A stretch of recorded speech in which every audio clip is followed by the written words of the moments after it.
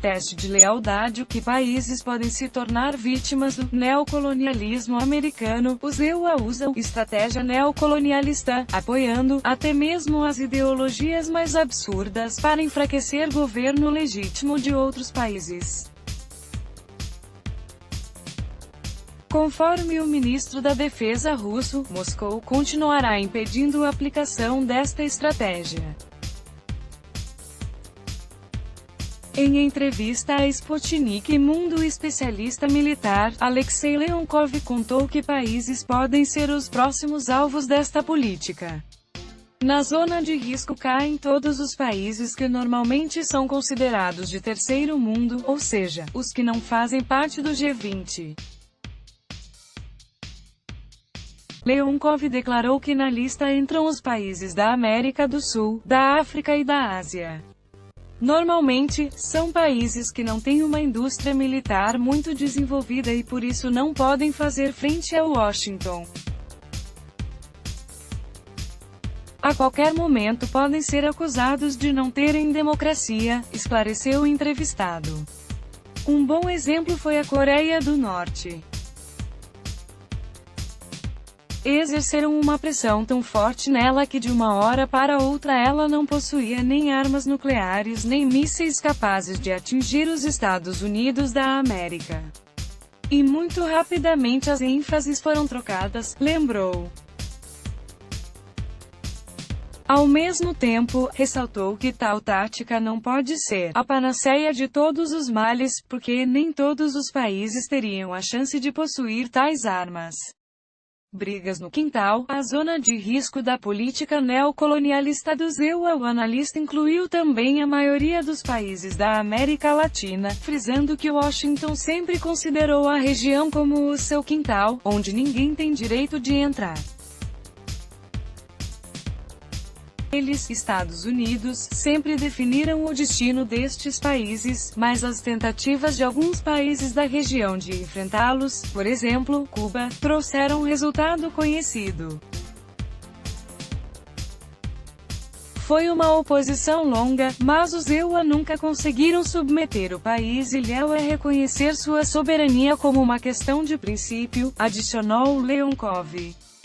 Também citou o exemplo da Venezuela. Notou que o seu líder anterior, Hugo Chávez, enfrentou muito bem a política norte-americana. Entretanto, mencionou o Brasil, onde a presidente Dilma Rousseff, que desenvolvia ativamente relações com os países do BRICS, foi afastada do cargo e sublinhou que muitas razões teriam sido inventadas.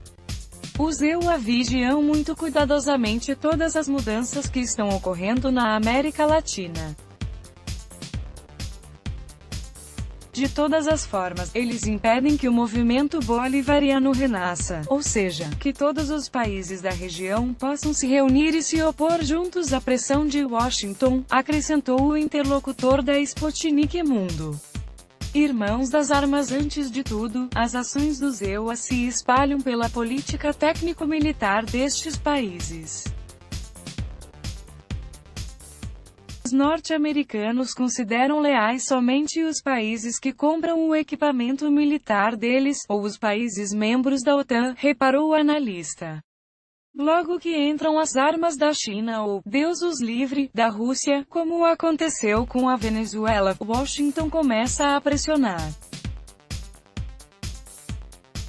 Os EUA não deram atenção à Venezuela e agora estão fazendo tudo para que o precedente não se repita, tentando castigar de todas as formas Caracas por deslealdade, explicou Leonkov. Para ele, alguns líderes dos países latino-americanos tentam estreitar contatos com os novos blocos de forças BRICS ou OCX, Organização para a Cooperação de Xangai. Alguns países acreditam que, em caso de intervenção direta dos EUA, vão conseguir apoio destes blocos, afirmou. Por enquanto, a única limitação para que a Rússia coopere da melhor forma possível com a América do Sul é a grande distância geográfica. A manifestação de lealdade em relação à Rússia por parte dos países locais pode resultar em que lá inesperadamente aconteça um golpe de Estado velado por movimentos democráticos, opinou. Resistência firme. O conflito sírio se tornou exemplo ao mundo todo como exatamente a Rússia faz frente às aspirações neocolonialistas do ZEUA, disse o entrevistado. Perto de outubro de 2015, a Síria enfrentou uma situação ameaçadora de desaparecimento do seu governo e do seu próprio estadismo. Quando a Rússia interviu na situação, uma série de mídias ocidentais previram para a Rússia um segundo Afeganistão, e o fracasso, contudo, como se vê, todas as previsões ocidentais terminaram em nada, lembrou o analista. Para entender como os EUA podem reagir à resistência da Rússia, é preciso analisar as ações dos EUA contra Cuba, Venezuela e outros países, adicionou. A pressão neste caso está sendo realizada a 3 níveis: político, econômico e político-militar. Sem contar no apoio aos grupos terroristas chamados de grupos de libertação, declarou Leonkov. A prática mostra que se pode negociar com a Rússia, e com os americanos não. Embora não possam diretamente proibir que alguém coopere com a Rússia, tentam exercer pressão com a ajuda de várias organizações, esclareceu. Como exemplo, Leonkov citou o recente escândalo ao redor da Assembleia Mundial da Saúde, quando o Equador planejava propor a resolução a favor da amamentação materna, e os EUA, que estavam defendendo interesses dos fabricantes de fórmulas para a alimentação de bebês, ameaçaram os representantes do país latino-americano de introduzir sanções contra ele e de privá-lo de ajuda militar. Ao invés do Equador, a Rússia introduziu a resolução, na sequência do qual o documento foi aprovado com poucas emendas. O analista considera que, se países como o Equador tivessem uma alternativa, os EUA não teriam como pressioná-los. O apoio da Rússia em tais situações é justamente a forma de se posicionar contra a assim chamada pelo ministro da Defesa russo, Sergei Shoigu, política de neocolonialismo do ZEUA, concluiu. Trata-se da estratégia de neocolonialismo que já foi provada pelos EUA no Iraque e na Líbia e que se manifesta a favor de quaisquer ideologias, até as mais absurdas, para enfraquecer governos legítimos, declarou o ministro russo em entrevista à edição italiana Il Giornale publicada em 11 de julho.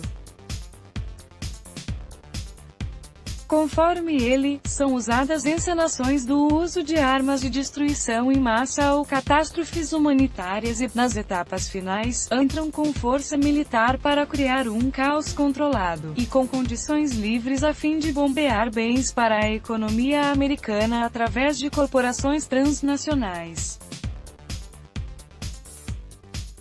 A Rússia, que apoia os direitos igualitários e cooperação mutuamente vantajosa com todos os países no âmbito do conceito do mundo multipolar, sempre será um obstáculo para a realização de tais estratégias, ressaltou Shoigu.